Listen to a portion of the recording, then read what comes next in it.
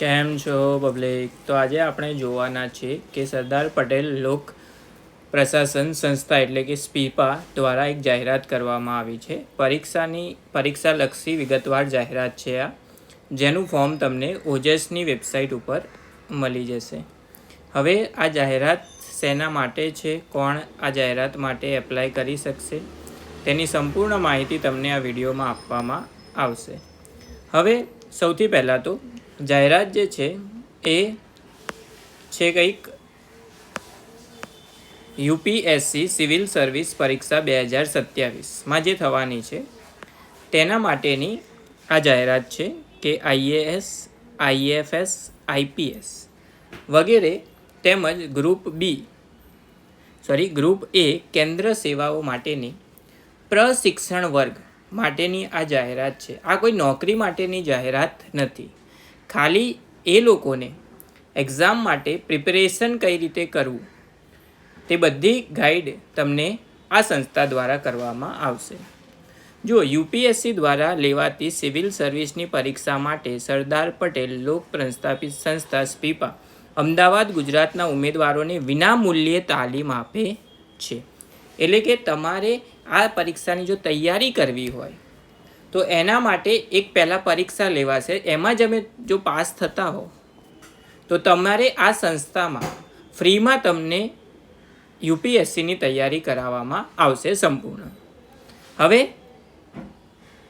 ઓજસની website ઉપર તારીખ 7/8/2026 એટલે બપોરે 2 વાગ્યાથી લઈને 5/9/2026 સુધી તમે આ પરીક્ષાનું ફોર્મ ભરી શકો છો. હવે આ પરીક્ષાનું ફોર્મ તમે ભરશો એટલે તમારે સૌથી પહેલાં તો તમારી લાયકાત એટલે કે કોણ આ ફોર્મ ભરી શકે છે, તો જે લોકોએ બેચલર ડિગ્રી એટલે કે 12મા પછી 3 વર્ષનો કોર્સ કરેલો હોય તે લોકો આ ફોર્મ ભરી શકે છે. અને જે છેલ્લા સેમિસ્ટરમાં હોય તે લોકો પણ આ ફોર્મ ભરી શકે છે. રાષ્ટ્રીયતા ભારતની હોવી જોઈએ એ બધી માહિતી તો આપણને ખ્યાલ જ છે. પછી તમે જો કોઈ કેટેગરીમાં આવતા હોય, ધારો કે ઓબીસીમાં હોય, એસટી એસસીમાં હોય તો એનું સર્ટિફિકેટ હોવું જોઈએ. એના પછી છે વય મર્યાદા. તો ઉંમર કેટલી હોવી જોઈએ? તમારી 21 વર્ષથી લઈને 32 વર્ષ સુધીના લોકો આ ફોર્મ ભરી શકે છે.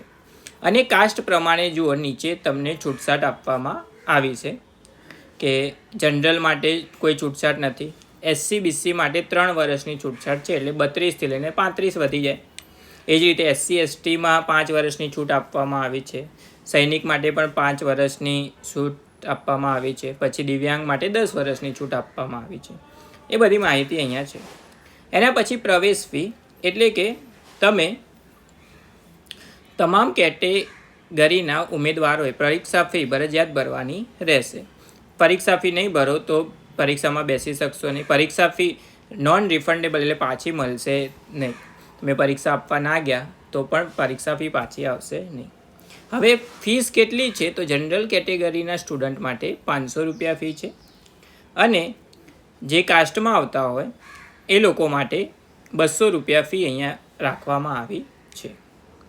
હવે તમારે આ જે ફી હશે એ ઓજસમાં ફોર્મ ભરશો તમે એટલે જે તારીખથી ફોર્મ ભરાવાનું ચાલુ થયું છે અને જે તારીખે પતવાનું છે એ તારીખની અંદર તમે આ ફીસ ભરી શકો છો. એટલે ફોર્મ ભરશો એટલે એની જોડે જ તમને ફીઝનું આવી જશે. એના પછી આ જે પરીક્ષા છે એ પરીક્ષા કેવી રીતે લેવાશે, ક્યારે લેવાશે એની માહિતી આપેલી છે કે સ્પીપાની પરીક્ષા એક તબક્કામાં લેવામાં આવશે. એટલે એક દિવસમાં પરીક્ષા હશે. કઈ તારીખે હશે? તો કે 27/9/2026ના રોજ આ પરીક્ષા લેવામાં આવશે. એમાં 2 પેપર હશે. પહેલું જે પેપર હશે એ હશે 11થી 13 એટલે કે 11થી 1 વાગ્યા સુધી 2 કલાકનું હશે. પેપર હશે સામાન્ય અભ્યાસનું, જનરલ સ્ટડીનું. 100 પ્રશ્નો તમને પૂછવામાં આવશે. એક પ્રશ્નના હશે 2 માર્ક્સ એટલે કે ટોટલ માર્ક્સ કેટલા થયા? 200 માર્ક્સ. એટલે 2 કલાકમાં તમારે 200 માર્ક્સ એમસીક્યુ હશે. એના પછી બીજું પેપર હશે તમારું 2 થી 4માં. પેપર 2 સામાન્ય અભ્યાસ. એમાં કુલ 80 પ્રશ્નો તમને પૂછવામાં આવશે. એક જે સવાલ હશે એના 2.5 માર્ક્સ હશે એટલે થયા તમારા કુલ 200 માર્ક્સ. એટલે 200 ને 200 400 માર્ક્સનું પેપર તમારે આ પરીક્ષાની અંદર આપવાનું રહેશે. પરીક્ષાની હોલ ટિકિટ એટલે કે કેન્દ્ર ક્યાં ક્યાં હશે તો અમદાવાદ, ગાંધીનગર, વડોદરા, સુરત, રાજકોટ, મહેસાણા પૈકી રહેશે. એટલે કે આ જ સ્થળોએ તમારે કેન્દ્ર આવશે. તમે બીજા કોઈ જિલ્લામાં રહેતા હોય તો પણ આ સ્થળે તમારે જે કેન્દ્ર આવ્યું હોય ત્યાં જઈને તમારે પરીક્ષા આપવાની રહેશે. પરીક્ષા હશે MCQ બેઝ રહેશે. બંને માધ્યમમાં તમે આપી શકશો, ગુજરાતી અને અંગ્રેજી માધ્યમમાં. પણ અહીંયા ખોટા જવાબ બદલ એક પ્રશ્નના એક કરતાં વધારે એટલે કે ઇન શોર્ટ તમારો એક MCQ ખોટો પડ્યો એટલે કે 33% ગુણ તમારા ત્યાં જતા રહેશે. 1 માર્ક્સમાંથી જાય 0.33 માર્ક્સ. 2 માર્ક્સનો સવાલ હોય તો તમારા જાય 0.66 માર્ક્સ. 2 માર્ક્સનો તમારે એક MCQ ખોટો પડ્યો એટલે તમારા 0.66 માર્ક્સ વધારાના ત્યાં કપાવવામાં આવશે. ઇન શોર્ટ નેગેટિવ સિસ્ટમ અહીંયા લાગુ પાડવામાં આવેલી છે. પેપર 1 અને 2 સંયુક્ત થઈને કુલ 400 માર્ક્સનું મેરિટ બનશે. હવે હોલ ટિકિટને બધું તમે ક્યારે ડાઉનલોડ કરી શકશો તો પરીક્ષા છે તમારી 27 તારીખે રવિવારે અને હોલ ટિકિટ તમારી આવશે 21/9/2026ના રોજ. પરીક્ષા પતી જાય MCQની એના પછી મેરિટ આપવામાં આવશે. મેરિટમાં તમારું નામ હોય તો તમારે અરજી કરવાની રહેશે વેરિફિકેશન માટે જશો એટલે તમને ત્યાં તૈયારી કરવા માટે જે સમય આપવામાં આવ્યો હોય ત્યાં તમે એલિજિબલ થશો. હવે આ અરજી તમે ક્યાંથી કરી શકશો તો ઓજસની વેબસાઇટ ઉપર તમને આ ફોર્મ મળી જશે.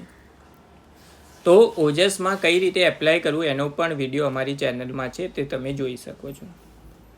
હવે બાકીની બધી માહિતી અહીંયા આપેલી છે કે તમે પરીક્ષાની અંદર કઈ વસ્તુ લઈ જઈ શકો છો, કઈ વસ્તુ ના લઈ જઈ શકો. એ બધું જ ગેરરીતિ પકડાવ તો પણ સજા છે. ડોક્યુમેન્ટ વેરિફિકેશન એટલે કે તમે જે માહિતી નાખી હોય તે ત્યાં તમારા મેરિટમાં આવ્યા બાદ એ લોકો ચેક કરશે. જો ખોટી હશે તો તમારું જે ફોર્મ હશે ડાયરેક્ટ ભલે તમે પરીક્ષા પાસ કરી હોય તો બી ત્યાં રદ કરી દેવામાં આવશે. એટલે એ વસ્તુની ખાસ ધ્યાન રાખવાનું કે તમે જે માહિતી અપલોડ કરો એ કેવી હોવી જોઈએ, સાચી હોવી જોઈએ. 2 પેપર થશે. પેપરની માહિતી આપેલી છે કે પેપર કઈ રીતે લખવાનું છે. MCQ તમને ખબર જ હશે કે કઈ રીતે લખવાના હોય છે. હવે સિલેબસની વાત કરીએ તો પરીક્ષાની અંદર કયો સિલેબસ આવશે તો જુઓ. અહીંયા સામાન્ય પેપર એટલે પહેલું પેપર જે હશે તમારું જેની અંદર 100 પ્રશ્નો પૂછેલા છે 2 માર્ક્સના એટલે કે 200 માર્ક્સનું 2 કલાકનું. એની અંદર ના સિલેબસ આપેલો છે current event of national and international importance એટલે કે કરંટ અફેર હશે. પહેલાં તો હિસ્ટ્રી ઓફ ઇન્ડિયન એટલે કે SS નું છે. આ 7 ટોપિકો અહીંયા આપેલા છે. એના પછી પેપર 2 માટે જેની અંદર 80 સવાલો હશે એના માટે પણ એક સવાલ 2.5 માર્ક્સનો હશે એટલે 200 માર્ક્સનું કુલ પેપર હશે 2 કલાકનું. એની માટે પણ તમને 7 ટોપિકો આપેલા છે એટલે કે આ ટોપિકની અંદરના જ તમને સવાલો પૂછવામાં આવશે. હવે આ જે પરીક્ષા છે એ મેઇન જે લોકો UPSCની તૈયારી કરવા માગતા હોય અને તેમને પ્રોપર ગાઈડન્સ જોઈતું હોય અને એ પણ ફ્રીમાં તો આ સંસ્થા એના માટે આ પરીક્ષા લે છે. જો તેમાં તમે પાસ થાવ મેરિટમાં આવો તો તમને ફ્રીમાં UPSCની તૈયારી કરવાનો મોકો મળે છે.